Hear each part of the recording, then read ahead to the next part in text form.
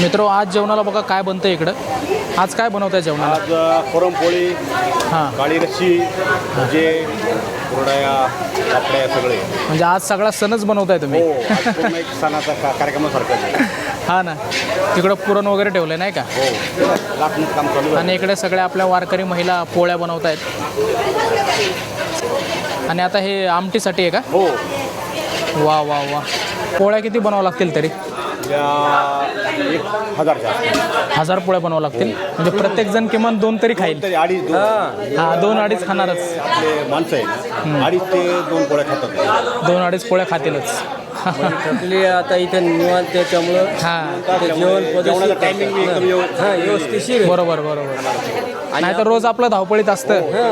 नाश्ता पाणी होतोय. हां, उन्हाने वगैरे कमी खातात, पाणी वगैरे जास्त पितात. आता कसं असतं असं निवांत निवंत आहे. सकाळचा स्वयंपाक पोळीचा म्हणजे पद्धतशीर जेवण. पद्धतशीर जेवण आहे. हे बघा इकडे एवढं पुरण असं बनवून ठेवलेलं आहे. आणि इकडे बघा पोळ्या बनवायची कामं चालू आहेत सर्वांची. आज थोडं तुम्हाला जास्त काम असेल हा? हां, जास्त काम आहे. कारण चपात्या कमी बनवावं लागतात, पोळ्या थोड्याशा जास्त बनवावं लागतील आज. पुरणपोळ्या जास्त बनवावं लागतं का? हां, पुन्हा त्याला भजी असते, पुन्हा भजे. पापडी, आमटी भात भात करावं लागतं. आज सणच आहे म्हणजे. हा, 16. हां.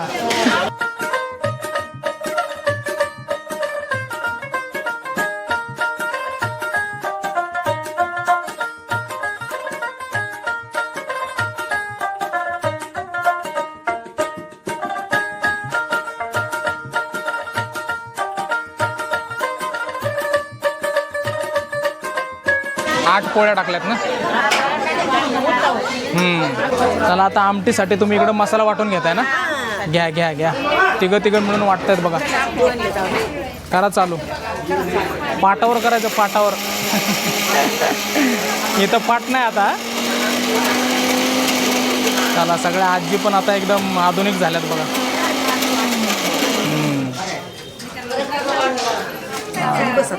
मस्त बनवलेले आहेत. आणि तुम्हाला दाखवलंच मी इकडं की मस्तपैकी पुरणपोळ्या, भात, आमटी आज बनणार आहेत. इकडे आमटी वगैरे बनवून झालेली आहे. इकडे भजी तळायचं काम चालू आहे आता.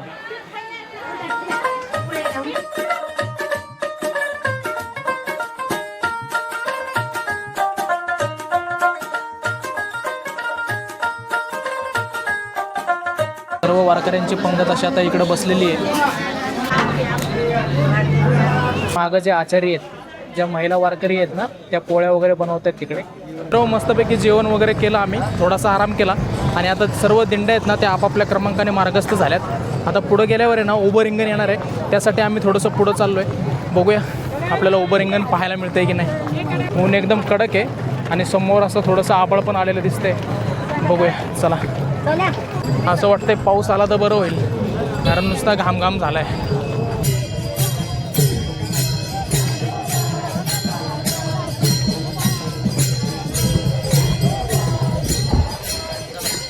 पाहिलं मित्र, त्या आजीचं एवढं वय झालं आहे, अक्षरशः त्यांनी पाठीला बेल्ट पण लावलेला आहे. आणि त्या थोडासा वयानुसार वाकल्यात पण, तरी पण त्यांनी किती भारी ठेका धरला. भक्तीमध्ये शक्ती आहे हो, भक्तीमध्ये शक्ती आहे, बाकी काय नाही. आणि आता सर्व ज्या दिंड्या आहेत ना त्या थोड्याशा अशा बाजूला झालेल्या आहेत. ह्या वारीच्या वाटेवर आहे ना आपल्याला खूप सारे अशा अद्भुत व्यक्तिमत्व मिळत राहतात, जे एकदमच, काही जण अपंग आहेत तरी देखील ते वारी करायला आले आहेत, काही जण एकदम थकलेले तरी पण ते वारी करायला आलेले आहेत. मानलं पाहिजे. बघा माऊलींची पालखी आता इथे, इथून रिंगण चालू होईल.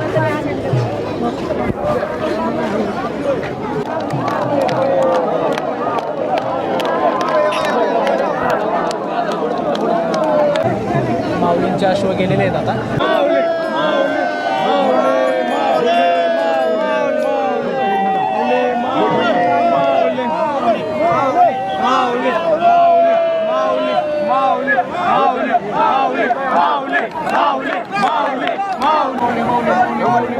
चला आता माऊली पुन्हा मार्गस्थ झालेले आहे.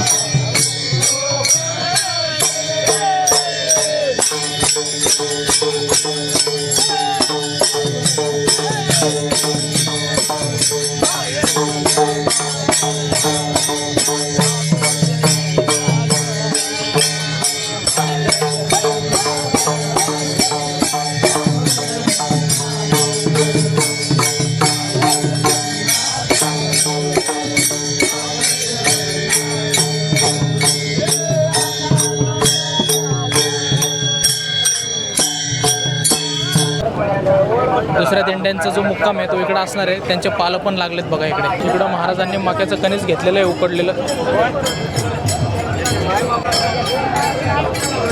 चला दुसरं काय खाण्यापेक्षा हे सर्वात भारी. मित्र हे आजी बघा किती फास्ट चालत आहेत. एवढं वय झालंय तरी पण बघा सॉक्स वगैरे घालून एकदम टाकाटक. सगळी माऊलीची शक्ती आहे. किती वय आहे तुमचं? 75. वारी किती वेळ वारी बापरे. फरक आहे का?